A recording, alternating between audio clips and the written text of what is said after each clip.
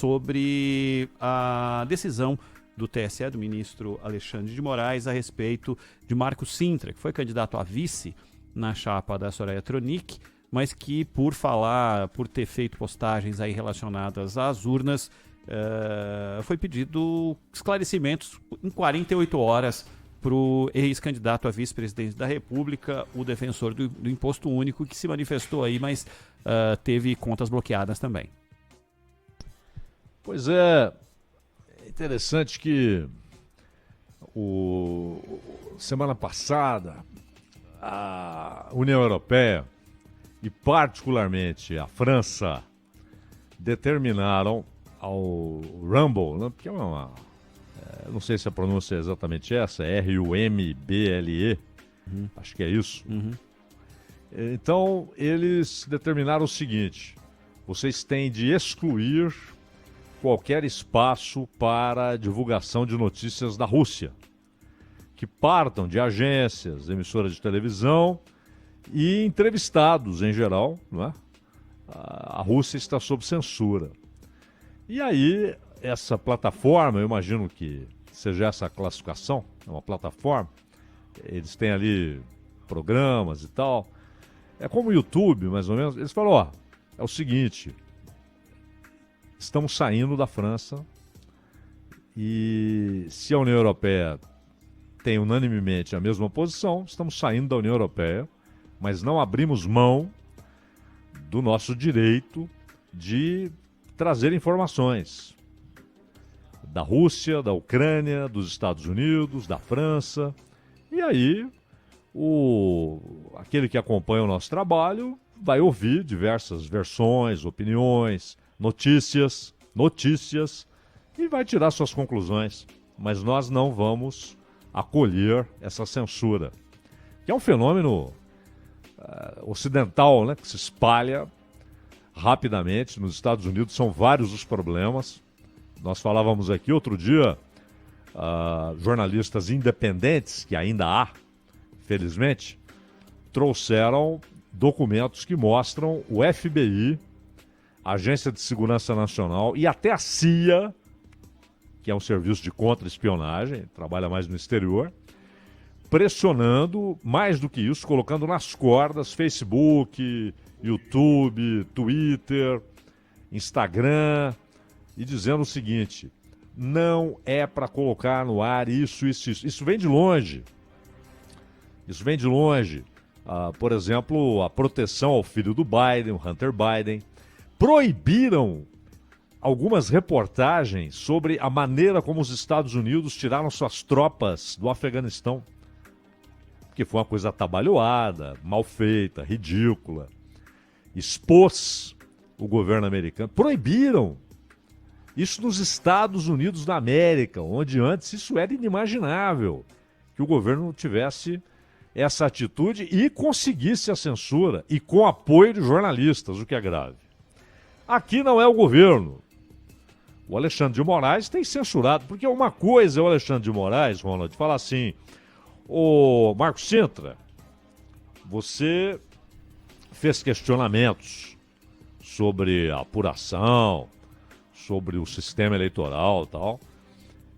Então eu quero saber, como presidente do TSE, eu quero saber quais são essas dúvidas, esses questionamentos, se você tem alguma denúncia a apresentar, se você já está denunciando, se isso é uma denúncia, se você está afirmando, eu quero saber.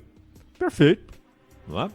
Agora, o Alexandre de Moraes proibiu o Marco Sintra de publicar, promover, replicar e compartilhar. Aí eles colocam ataques e notícias falsas sobre o processo eleitoral. Primeiro, que qualquer pessoa pode dizer: olha, eu não confio nesse sistema eleitoral. É um direito. Se é uma bobagem, se é uma desconfiança patética, ridícula, vai durar 3 dias aquela manifestação, quando muito. Agora, proibir a priori. Ou seja, ele determinou que o Twitter, particularmente, Deu prazo, inclusive, de 2 horas para que o Twitter bloqueasse a conta de Sintra na plataforma, com uma multa diária de R$100 mil se a determinação não fosse cumprida. Eu até citei esse caso do Rumble lá na Europa para dizer que o Twitter deveria ter a mesma atitude. Não faremos isso. Porque é brincadeira. E o sujeito, que aliás foi candidato a vice-presidente na chapa da Tronic, né, da Soraya Tronic, ele manifestou o quê? Alguma dúvida? Ele fez perguntas. Tem muita gente fazendo pergunta. E a questão não é se elas têm cabimento ou não, são perguntas. E há o direito constitucional de fazê-las. O Alexandre de Moraes, há muito tempo, avançou para além da Constituição. Ele criou a própria. Amanhã a gente vai falar mais sobre o Supremo, eu espero, porque não é só ele, não. São vários ministros que resolveram reescrever o texto constitucional. Então, eu acho lamentável. Agora, o cara caluniou alguém, difamou alguém, o cara atacou uma instituição, defendeu o fim do Supremo, não aconteceu nada disso, hein? É bom lembrar. Pô, você processa o cara. E não como juiz, hein? Mas como vítima. Tem de ser outro juiz. E não é o caso. Quando ele quer, ele já joga todo mundo no seu mega inquérito interminável, que abarca tudo e todos. Ali não interessa onde é que é o foro do cara, se é Supremo, se é primeira instância. Caiu ali, é ali que fica. Então, é mais um caso. Olha só o que estamos dizendo, é mais um caso. E até hoje, quando a gente falou aqui do Partido da Causa Operária, e falávamos não apenas da decisão do Alexandre de Moraes de censurar um partido, suas comunicações futuras, censura prévia, como reclamávamos aqui do silêncio constrangedor dos outros partidos todos. Silêncio constrangedor dos políticos, dos senadores, e agora, senadores eleitos, calados, não está acontecendo nada, está tudo bem. Então, e jornalista batendo palma para censura.